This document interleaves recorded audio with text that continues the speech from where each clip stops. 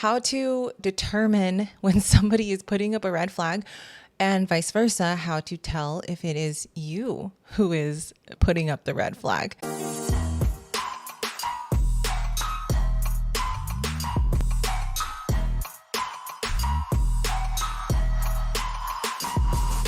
Welcome back to another episode of the Danna Gift Show.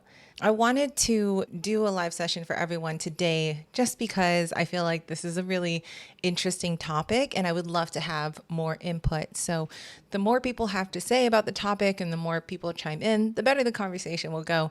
But this is a live streaming podcast. So for those of you just joining, hello, I'm Danna Gift. I have the Danna Gift Show where we talk about personal development, communication, and how we can get back to loving each other and in turn, loving yourself. Okay, so let's get started. So today the topic is going to be about red flags, how to determine when somebody is putting up a red flag and vice versa, how to tell if it is you who is putting up the red flag. Because oftentimes we might think of a red flag and we might look at the other person and say, I need to cancel you because you're showing signs that I'm going to have to be worried about. But oftentimes we are the ones who have the red flag, right? We are the ones who are having triggers and traumas, and then we think it's the other person, but actually it could just be us. So there's a few ways that we can go about this. And again, I say this all with a grain of salt. I'm only ever speaking from my own personal experience, my own dating experience, etc. If people have anything against what I say, I'd love to hear, because this is a conversation. Without further ado, let's go ahead and dive in. First of all, I think it would be important to go over what is a red flag, right? And this is going to be a very subjective term because red flags are a lot of things, right? And they could mean a lot of things, but typically it's an observed behavior that has a repeated pattern that can signify troubles of underlying issues or problems that you might have to come across, potential conflicts, concerns, right? Wondering if this is going to be a relationship that you yourself would want to continue to be involved in and see if it's something that you're willing to put up with. So red flags can mean a lot of things, but it's typically a pattern that you recognize over time and you realize, okay, maybe this is something I should be concerned about, or maybe take a closer look at, right? So this doesn't mean that it's absolute proof of a problem, right? Because how many times have we looked at somebody who is smiling and we thought they're the happiest person, but really they're smiling because they're nervous, etc., right? So imagine the misinterpretation that we have when we're looking at people and their facial expressions, and we can misinterpret red flags as well. So it's important to just communicate and ask overall, but it does not mean that it is a proof, like an actual proof of a problem. But they are indicators that we may want to pay attention to. There's a reason why our response is to feel hesitation towards it, because there's an indicator saying, hey, I'm not sure if I completely agree with this feeling or this pattern or this thing that I'm starting to recognize. And it's important to recognize that it's not a proof of a problem, because this doesn't mean that the relationship is absolutely doomed the minute you see a red flag. And I really want to hone in on that because I feel like we're absolutely in a culture where cancel culture is a thing. And oftentimes, the minute something causes some kind of discomfort, what ends up happening is we cancel it and we take it out of our lives. And I don't think that's the right way to do it, because what ends up happening is we completely rob ourselves of the opportunity to work through the adversity or to develop a deeper relationship if we don't allow any type of adversity within our lives. And I'm sure you guys know that the most important and valuable lessons that you've learned has been during those times when you were in struggle, or when you've been in pain, when you've been heartbroken, just anything that causes that discomfort. Because when the discomfort is there, either we're going to crumble and fall, or we're going to fight against it and say, hey, this is something I will not stand for. And then we change, right? And so it's a beautiful thing when we do experience adversity and are able to pull the lessons that come along with it. So again, very important that we don't just mark the relationship as doomed the minute we see a red flag. And that goes for anyone. It doesn't have to be a romantic relationship. It could be for friendship. Now, if you see behavior that is absolutely intolerable and it does not match with your morals, you don't approve of a extremely promiscuous woman, right? If that is your preference, that you don't enjoy seeing a woman being too promiscuous, then maybe you need to change your direction and your choice, right? Because if you're dating somebody who is promiscuous and that is against your morals, you have to make the decision to leave. You can't blame the other person, right? So here are some common red flags, right? And if you guys have any common red flags that you can think of, please chime in. I would love to hear. But lack of communication is one common red flag. And I can really speak on this because I had dated a man who was very deep in his masculine, a manly man, if you will. And he never expressed his emotions. And that was very difficult for me because even on the day, I was married before, if you guys didn't know this, married at the young age of 22 and divorced at 27. Yeah, I was married to him. And even on the day that I filed for divorce and presented him with the papers, he didn't even communicate anything to me. He was just so silent. And I asked him, I said, is there anything you want to say or talk about before we go through with this, before we sign the papers? And he didn't sign the papers at first, and he just stayed quiet and he would not talk to me. And so the reason why I'm explaining this story is because it can be very painful when the other person doesn't communicate. And what ends up happening with humans, at least, when there is a lot of silence and there's no communication, in order for us to make sense of it, we end up creating stories in our heads to make sense of it. So in my head, I'm thinking, okay, he doesn't even care. He doesn't even feel like it's worth his energy, his breath to talk about if he's hurting or not, if this is what he wants. Imagine not understanding your man's silence. You can't understand the person's silence if they don't speak about things, right? So I ended up divorcing him because he did not communicate with me ever. His feelings, he would have random blow-ups. He would get very angry for no reason, for the simplest of things. I think every time we would take a car ride somewhere, he would get angry and that would affect his entire day. It was very difficult to be with him towards the end of our marriage. And yeah, we do. We create stories and we do be tripping, as Stephen says.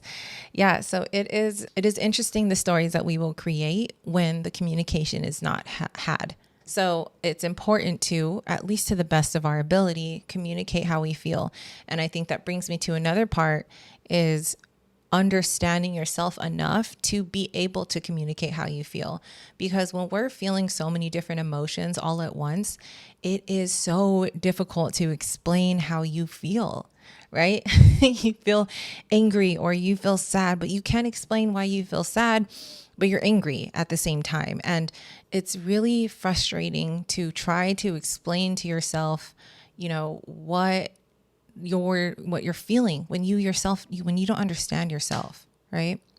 So Eric Smith asked, did you guys go to therapy? We did, but it took him a very long time to even open up to going to therapy. So it was very difficult. So anyways, lack of communication is a red flag, right? How able are they to explain to you what they're feeling? And it doesn't have to be a very straightforward answer, but the willingness for them to explain what they're feeling is going to be important, right? They can just say, I'm actually confused. I don't know what I'm feeling, but I do know that I need a break, right? I need a minute to myself. That is communication itself. So I think it's just really important to pay attention to how they communicate. Watch how they communicate with you.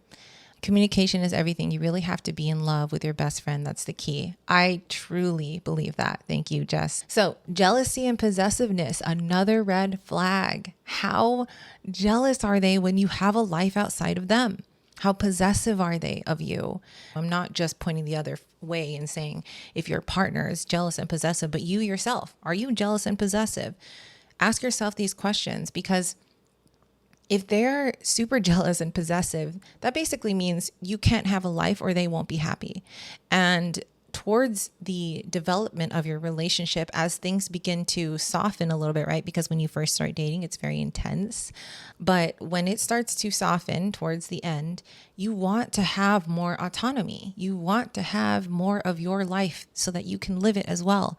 And there's a beauty when you find a good balance between a partner and your own autonomy, your own independence within the relationship, right? And so jealousy and possessiveness will absolutely get in the way of a healthy relationship, because if you don't have any friends and you don't have any community and they won't let you have that because they're so possessive, you're not going to be happy at the very end. Unless you really don't want to talk to anybody. But I truly don't believe that. I don't believe any person is actually happy being completely alone and isolated. I think if they say that, they're probably hurt, right? Okay. By the way, you could also just be happy with a few select people, like a handful of people, because I'm one of those people. I only hang out with a handful of people, and that's okay with me. So it's not about the quantity, but it is the quality of relationships. But we do have to have some sort of relationship in our lives to feel happier. Dishonesty. How honest is he or she in the relationship? Do you see them repeating lies? When you catch them in a lie, do they admit to it? That's another red flag, right? I had a friend who would literally lie to my face. And again, this is not just honing in on romantic relationships. This is talking about friendships as well. She would literally lie to my face as I was watching her do the act that was dishonest. And it was confusing. I'm like, why don't you I'm literally watching you. It was something stupid. I can't remember. It was like, left like the coffee mug or something on, and it poured all over the counter. And I asked if this was her because it wasn't like cleaned up. And she was like, no. Like, what? No one else lives here. What do you mean it wasn't you? Okay. So yes, dishonesty. Do they have repeated lies that continue happening back to back? Disrespectful. Are they disrespectful? That's a huge red flag. So if you go to a restaurant, right, and they're yelling at the waitress for no reason, or they're trying to get like a free meal for no reason. These are, okay, now I'm talking more personally about my own red flags, right? But to me, that indicates that they're disrespectful, right? They're just being rude to people for no reason. And there's something beautiful about somebody who can actually just be kind to other people. There's something beautiful when you witness a person who has a giant heart. Steven says, everyone has red flags. I guess you have to find the person you want to grab their red flags and deal with it. That's very true. I will say everybody has red flags, right? We all show signs of red flags, especially if we're going through a situation or something. We might show red flags at that time, right? Because we're doing something out of character, something is happening in the background. But yes, we all do have red flags. So it's up to you to decide if that's something you actually want to put up with. Okay. So unresolved conflict, an inability to resolve conflicts in a healthy way. So what I'm saying for this is, how do they handle the life after the conflict, the life after the argument? Are they able to handle conflict, right? And how do they handle it afterwards? Are they holding onto resentment even after you guys had the argument? Are they still making snide comments in the background? These are things that we should definitely pay attention to, right? And again, not being nitpicky with it, because there's times when I do that and I'm like, it's like when you would get in trouble with your parents and you would close the door and you're like, fuck you, mom, dad. And just like being angry with them and you're throwing a little fit and you just feel like you want to express yourself. There's a difference between that and saying it to the other person and still nitpicking at the problem. But just pay attention to how they resolve conflicts. Infidelity. And I'll say, infidelity, for the most part, I'll say generalized. Most people will see that as a red flag. Some people don't care about infidelity. There's definitely open relationships out there that enjoy infidelity. But it's so interesting, and I don't want to go too far into a rant on this, but there are definitely couples out there who they enjoy being infidelitous. Is that even a word? They enjoy not being monogamous, having multiple partners, but there's rules, right? They end up having rules like you can't sleep with another person in our bed or whatever. And I don't understand it personally, but to each their own and no judgment here. But infidelity, for the most part, for most people that I understand, is an absolute red flag. And not to say that relationships are not irrevocable even after a trust is mishandled like that, but for the most part, it is very difficult to work through. And anyways, this isn't a podcast about getting over infidelity, which I wouldn't even be able to speak about because I've only been cheated on maybe twice. And they were not people I was absolutely in love with. So thank God. Because if I did, I don't know. I honestly can't say how I would react. I'd probably lose my crap. I'd lose my shit. Okay. Emotional neglect. I don't know why I said that like that. Neglect. Ignoring a partner's emotional needs or consistently failing to show care and affection. Hey, Yazdan, how are you? Nice to see you. Yazdan is a subscriber, guys. I messaged you, by the way. Okay. Anyways, emotional neglect, ignoring a partner's emotional needs. So there's a difference between ignoring a person's emotional needs and also trying to set boundaries with holding space for their personal needs. And this came up in another conversation, another live podcast about when do you draw the line of holding space for a person if they're just constantly complaining about the same thing. That's going to have to be a recipe that you figure out with your significant other because it's going to vary. But I will say, if they're emotionally neglecting you and not taking into consideration the way you feel, they cast away your emotions. Whenever you bring up something, they're like, yeah, whatever. That's something to probably pay attention to, right? That might be a red flag. And I think that also goes back to my old relationship, my ex-husband. I felt emotionally neglected a lot because he wouldn't communicate. And I don't think he wanted to do that. I don't think it was a vindictive backing behind it, but he did emotionally neglect me. And I felt crazy in my head. Yeah. And again, when the silence is there, it's amazing the stories we will actually create. It's wild. Okay. Financial secrets. Ooh, this is a red flag. This one I actually pulled up online because I wanted to understand it a little more. I'm like, is financial secrets really a red flag? And it can be, right? And it also can't. But the reasons why I believe it can be a red flag is, for example, if you have been in a relationship for a long time and you're talking about combining your finances, you're wanting to marry this person, etc., and you still don't actually understand each other's financial situation, that could be a red flag, right? What if they have enormous amounts of debt and you're about to sign the papers for all of that debt too, because you also take on all of that when you're married, right? I think it's just important to have some sort of transparency with it. Now, I know there's some people who are like, I think of Sarah Blakely, right? I think she didn't mention how wealthy she actually was to her husband until the day they got married. But she was actually super wealthy. And I think she did it for the reasons of not wanting people to come to her for the wrong reasons, right? I think it's just important to be able to talk about finances freely, because when financial struggle comes within a relationship and you don't know how to work with one another, it will cause a lot of tension within the relationship. And most times, often than not, I don't believe that they'll work out. And again, only speaking from my own personal experience, because when I was going through a tough financial time with my boyfriend, it was very difficult. And there were plenty of times where we were like, I don't know if this is going to work. I don't think that we're going to have to continue dating anymore. So yeah, different life goals. Okay. This one's a little tough one because how do you know, right? I think, okay, there's some situations where you absolutely know that your life goals are completely in wrong directions. And I, again, from my own experience, I dated a man who wanted not anything similar to what I enjoyed, right? Like what I wanted out of life. He wanted more of a small town feel. He wanted more of and I love disconnecting and being in a small place, but I want to be wealthy. Then there's nothing wrong with that, right? He wanted more of an average life and he wanted to be comfortable and he wanted to just start a family right away. And for me, I wasn't there yet. I wanted to have more wealth. I wanted to have financial stability so that I don't have to work. My worst thought is having a baby and then not being able to take all the time off I need to raise that kid. And so I was always heading down the different path, not the wrong path.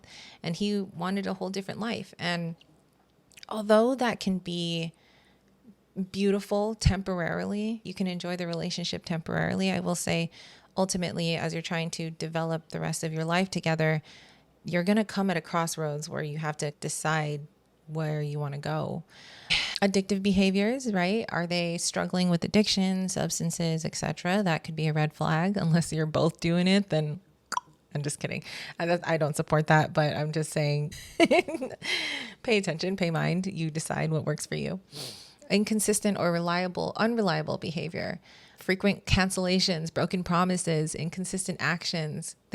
You know what? And if they do break a promise, that's okay, right? We all break promises from time to time, but if it's a consistent pattern that they're always breaking promises, they're never showing up, they're always canceling. And again, it doesn't have to do just with romantic relationships. It could also be friendships, right?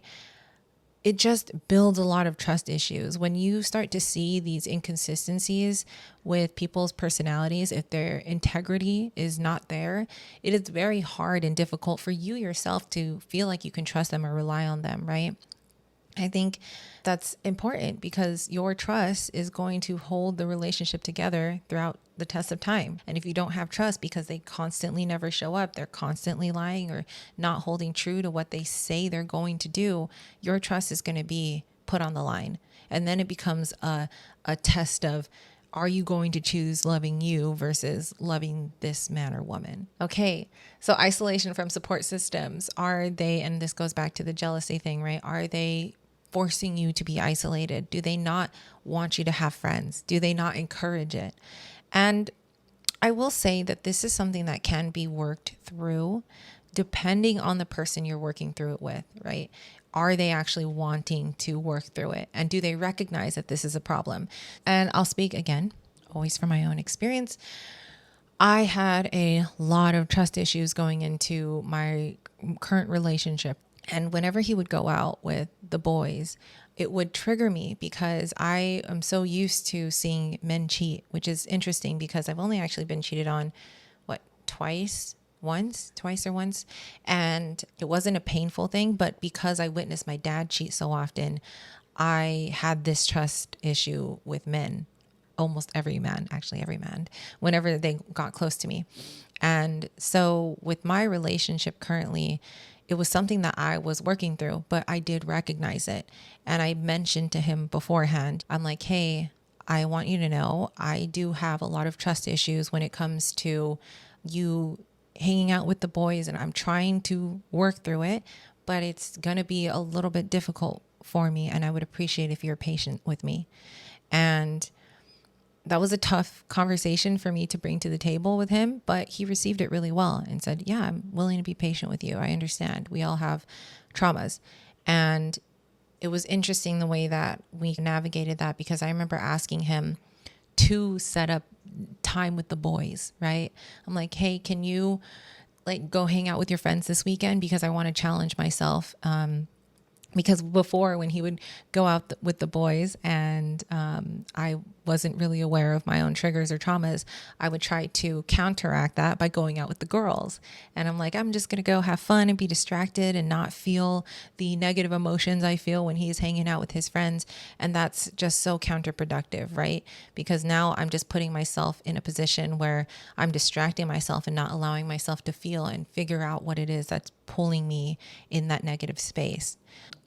It's not to say that you can never work through it, but it is something that needs to be communicated and worked through when you're with somebody. You could try and work through it yourself, but I will say it's a lot easier when you have a partner to actually help test it, right?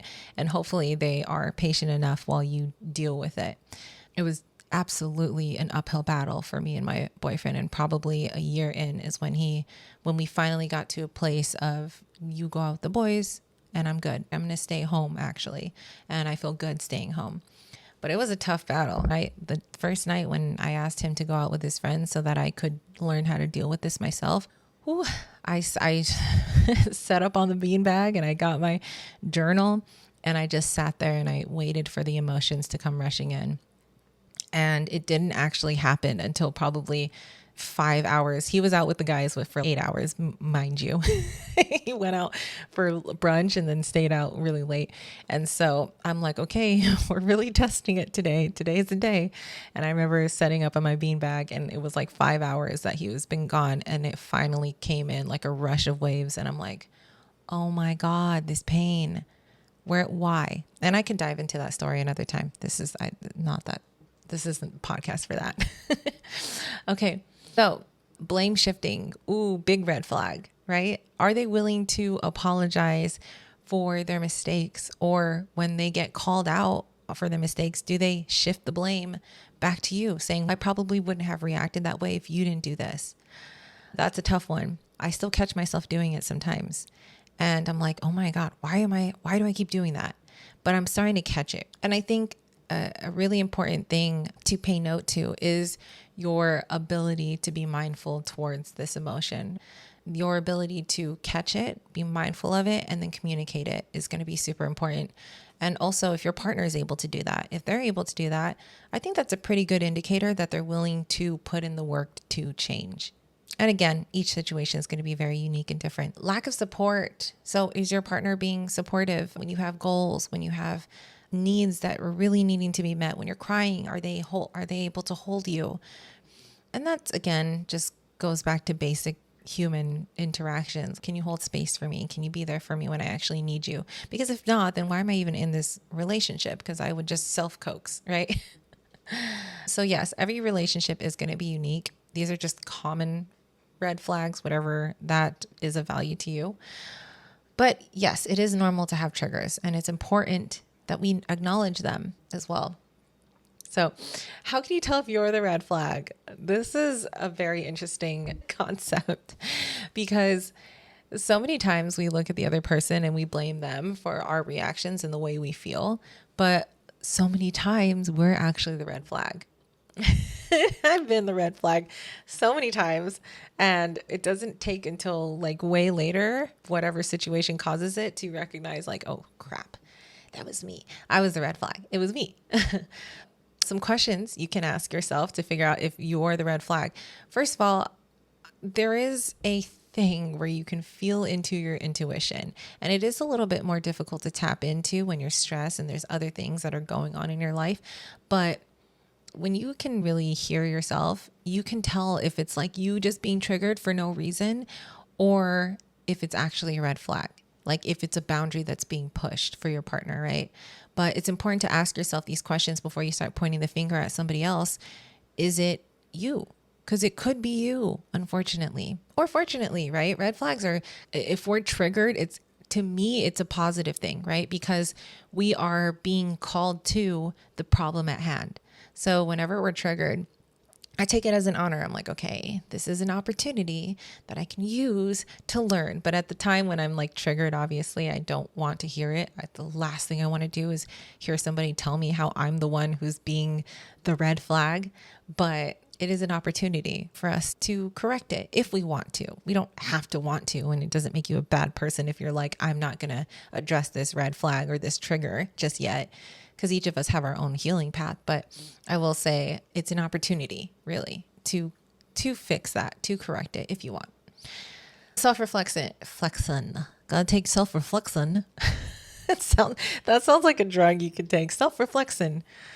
Take that when you're completely disturbed. So take time to actually reflect on yourself, which is very definitive of what that word is. Just see if it's rooted in your own trauma. I went on a live the other day talking about how I recognized a old trigger that was happening that I picked up from my mom, and I didn't realize it was something I picked up from my mom. It was the response whenever there was a heated debate. I would watch my mom try to take off. She would just grab her bags and go and like sleep in a hotel room for the night.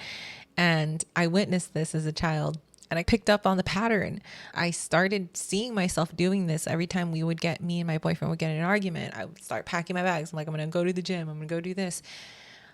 And I'm like, oh my God, I'm being my mother right now.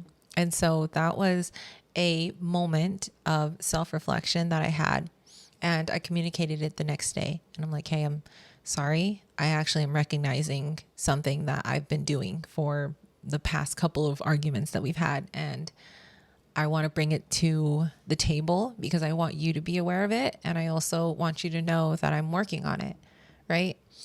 And again, all this to say is that we are absolutely flawed, right? We're always going to have something that we need to work on. But that's the beauty of the human experience, because when we actually find that thing that we want to work on and we can actually change it, it empowers us to understand that we are strong, resilient individuals, that we can handle adversity. And that is a confidence booster in and of itself.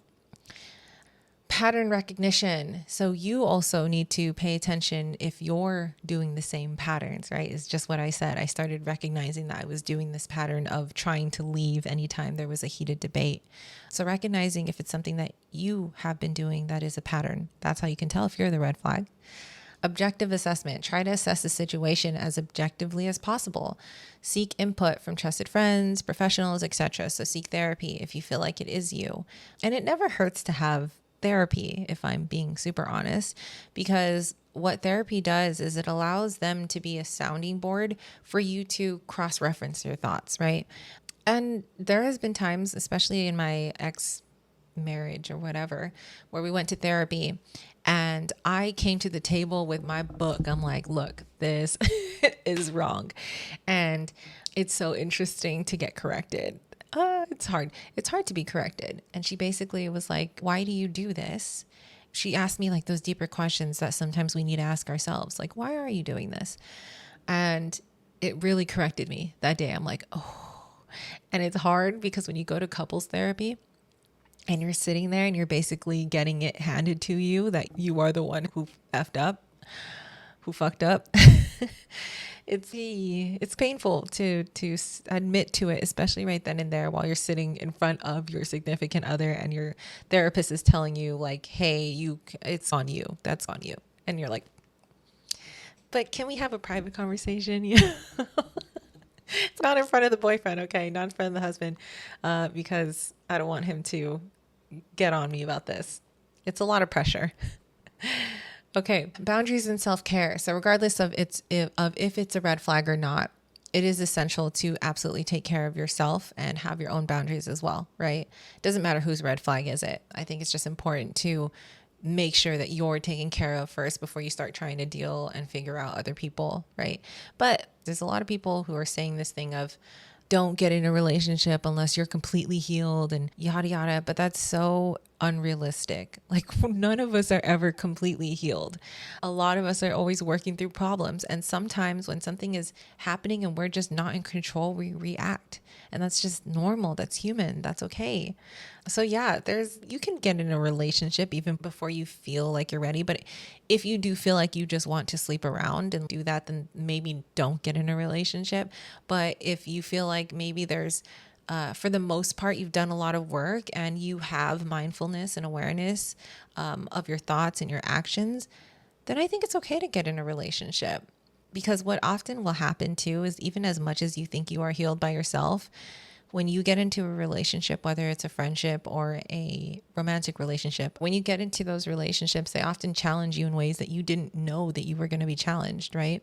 Because those triggers are popping up only when it comes to having a significant other. And this happens a lot, right? I thought I was very good and healed on my own. And then I got into this relationship where it meant a lot to me and it became a very powerful thing. And I became afraid of losing him. And that's when all of these triggers started to pop up. I'm like, okay, wait, maybe I actually don't like this. Or maybe I thought I was being too much of a cool girl and now I'm worried about him cheating. You know what? It happens, right? Relationships pull out a lot of the dirt.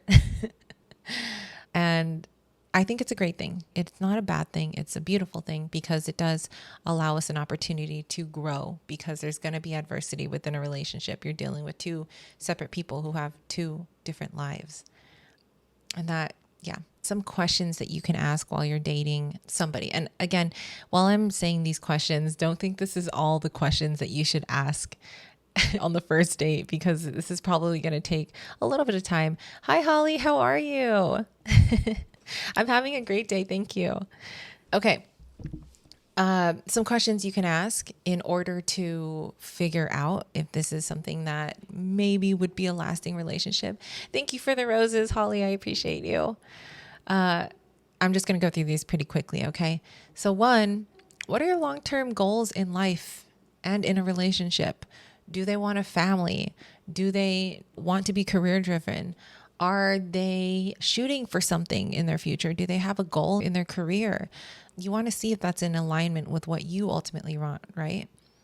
Can you describe your previous relationships and why they ended? That is such a good question.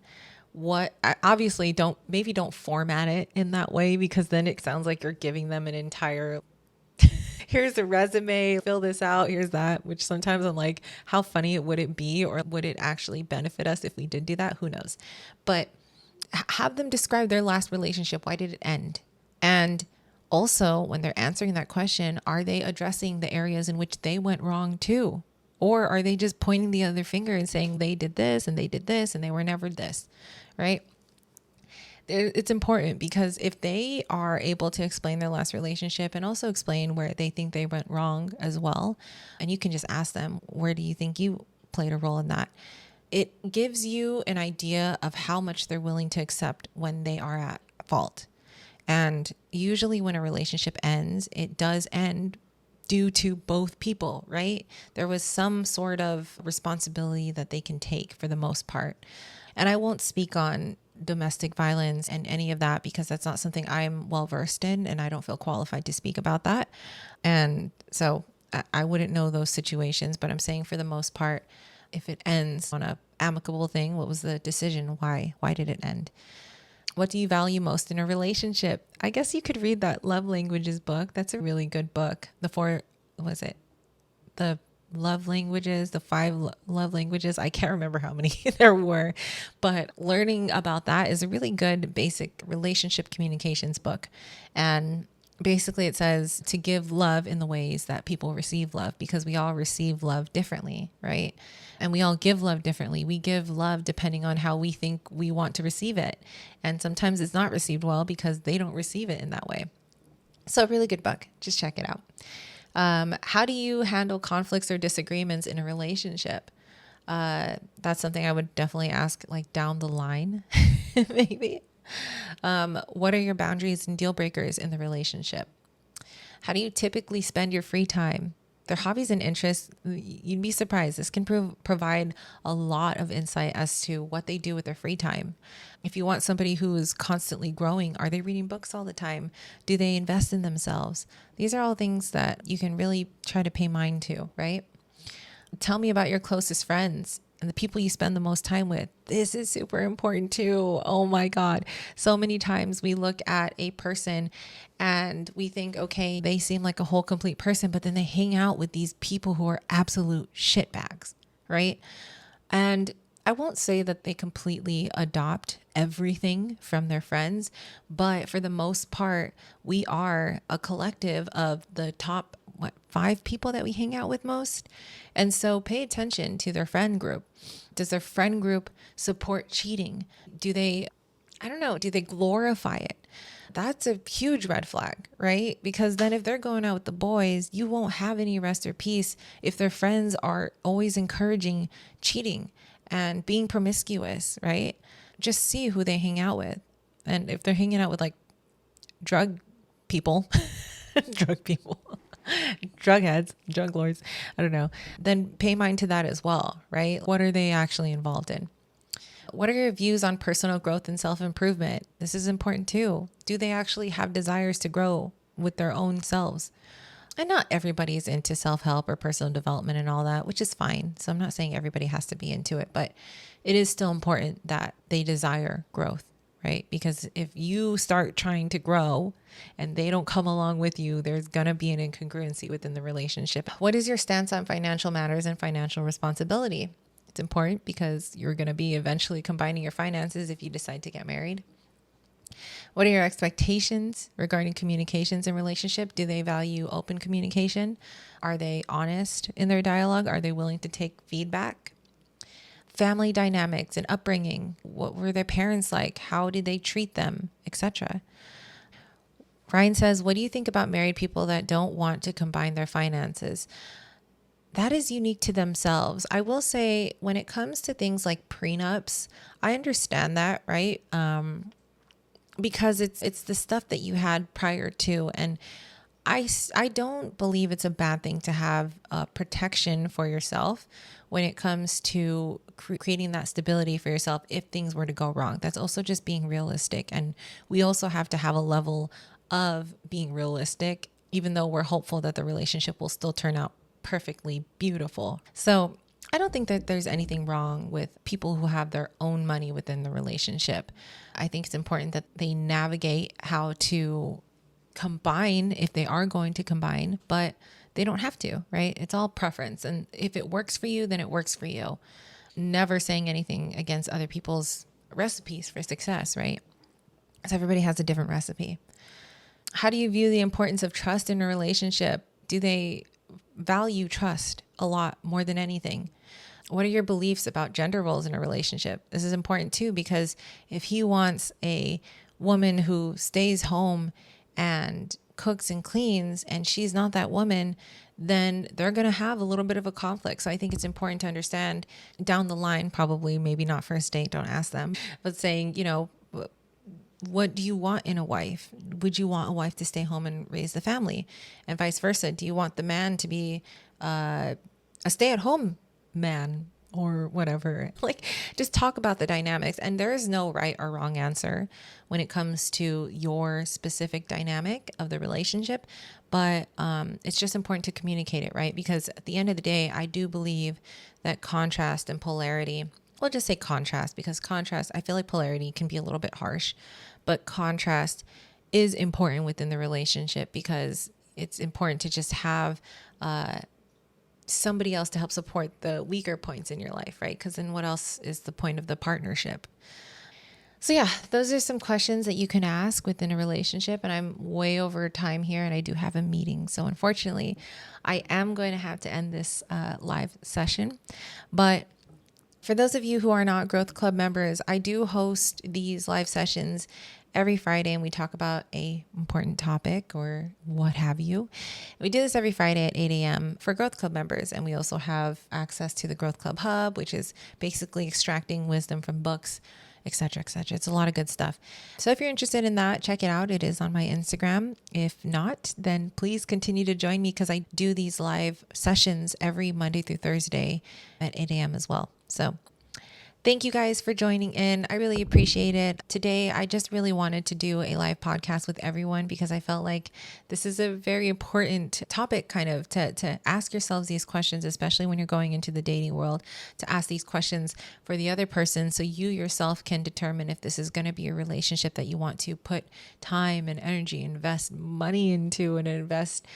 Time is the most important thing, right? Like you don't want to waste your time because you can never get that back.